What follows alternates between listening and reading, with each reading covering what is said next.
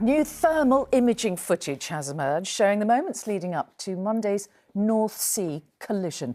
A container ship whose Russian captain is now under arrest collided with a US-owned oil tanker in thick fog. Our North of England reporter Amy Welch is in Cleethorpes tonight. Amy. Well, Humberside police are still questioning a 59-year-old man on suspicion of gross negligence manslaughter. We now know that he was the captain of the Solong, that he is Russian, that his crew were Russian and Filipino. And all the government have so far said there is no evidence of foul play here. The Shadow Transport Minister Jerome Mayhew has today claimed that nationality does raise further questions about potential motivation, which the government do need to get to the bottom of.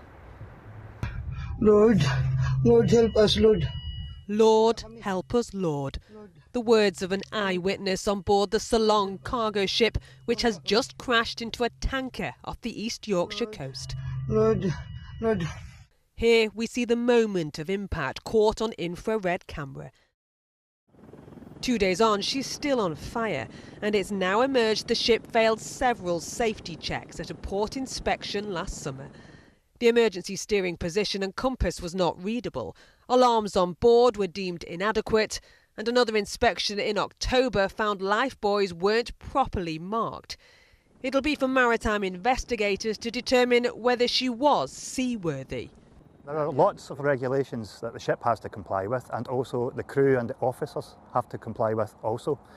Regulations for the build standard of the ship, the areas of the world that it can sail in, and then for the crew and the officers, their level of academic education and their experience at sea. 36 people were rescued from both ships, and today salvage teams began assessing the true scale of damage done to the American-owned Stena Immaculate. Incident like this, where there is leaking cargo, there are fumes. So the crew just have to be very careful.